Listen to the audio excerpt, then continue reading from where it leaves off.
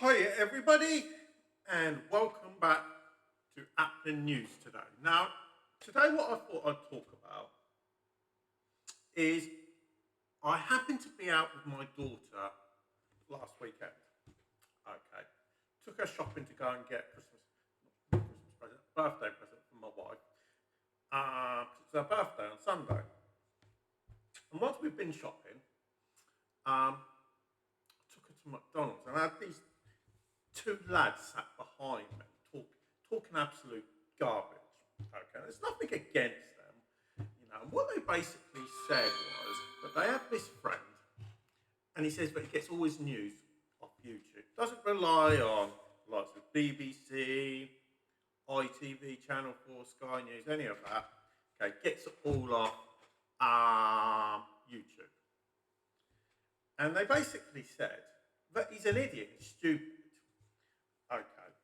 And the reason is because all YouTube channels are backed by crypto billionaires.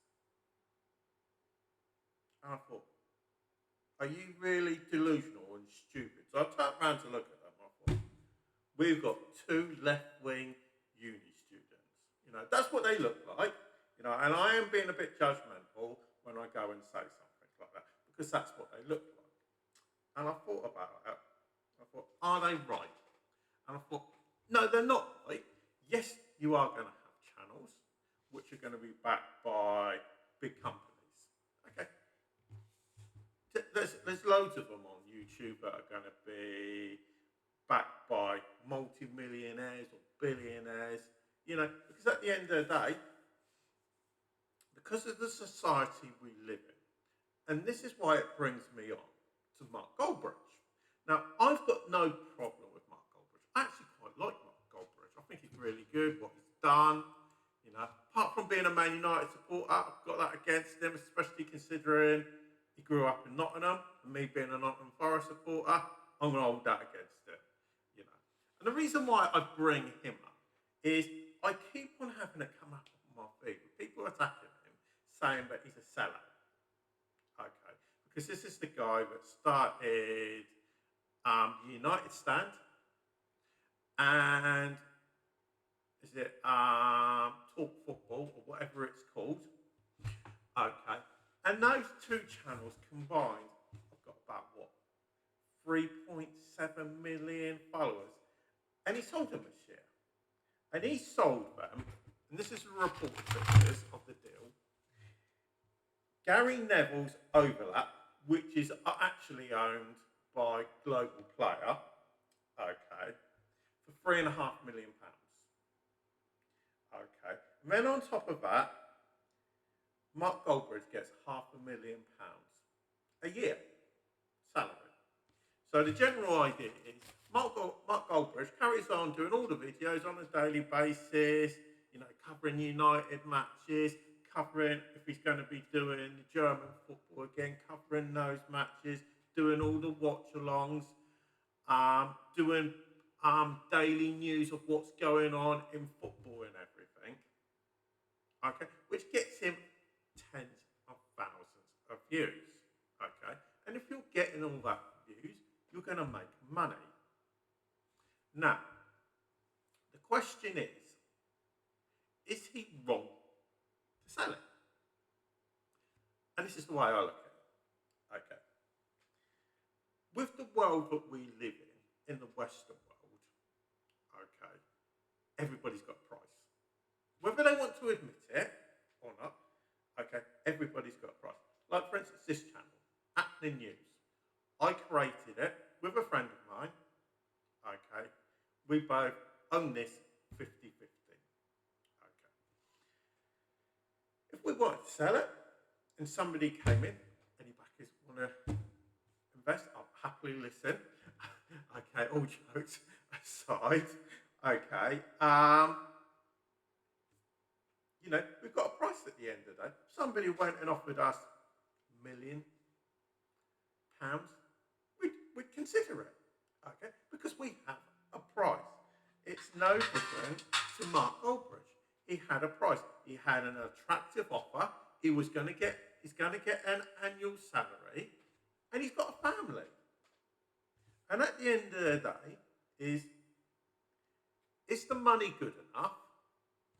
And am I going to be able to support my family long term? And if the answer is yes to that, and he knows in himself, have I pushed this as far as I can? For it to get to the next level, do I need help? And if the answer to that question is yes,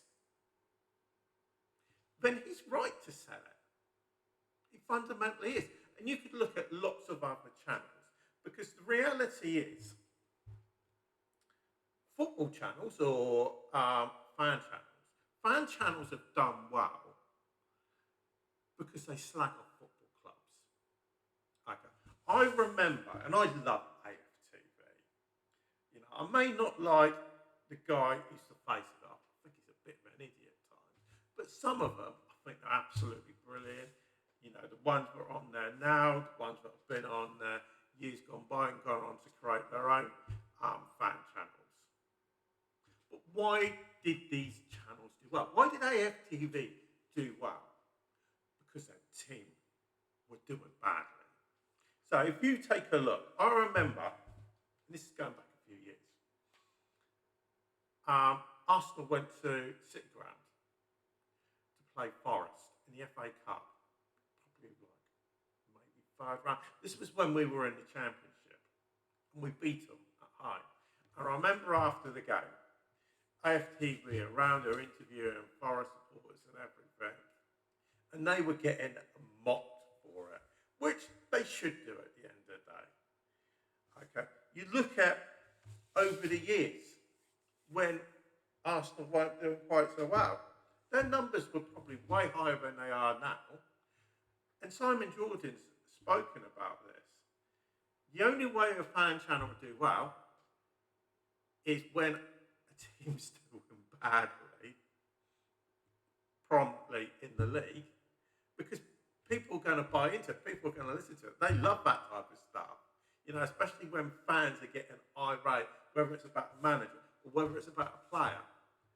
That sounds, you know. And, you know, the likes of Mark Goldbridge is not the first fan to own a channel and then sell it. There are going to be others. I don't actually know the names of them, but I know that there are others at the end of the day. Okay. And the thing is, at the end of the day, why do these people do these channels? And it's quite a simple thing. It's not about the money. It's about passion. Okay. I have multiple YouTube channels. Okay. I have one which is my upfront opinion, or Kevin's upfront opinion. I got started basically because I had a nervous breakdown. And I started creating content about real life things, about mental health and all that type of stuff. I'm involved in another channel, which is to do with migration and homelessness and housing and tourism and all that type of stuff. Then obviously we have this channel, and then I have a family channel. Okay, most of them channels aren't about making money. It's about having a bit of fun. And that's the case of a lot of these channels at the end of the day. It's not about making money. If you make money, that's all well and good. Okay. You know, I have channels that I make a bit of money off. It's nothing to sing or dance about. You know. Smart home improvement people, that makes money. But it's not going to make me rich the amount of money it makes. But if you ask somebody, like, for instance, a Mark Goldbridge, who has all these, you are going to make a lot of money, which means you're going to be attracted to investors. We're going to think, right, can we make more money and make a lot of money off this channel, what he's already done? And if that's the case, they're going to throw money at you to get it, because they're going to want to make that money for themselves. Because the reality is, for a Gary Neville, who's a millionaire at the end of the day. Okay. Is he going to be able to invest a lot of money into that channel to grow it? Yeah. Is he going to have more contacts than a Mark Goldbridge to get bigger sponsorship deals? Yeah, he is going to be able to. Okay.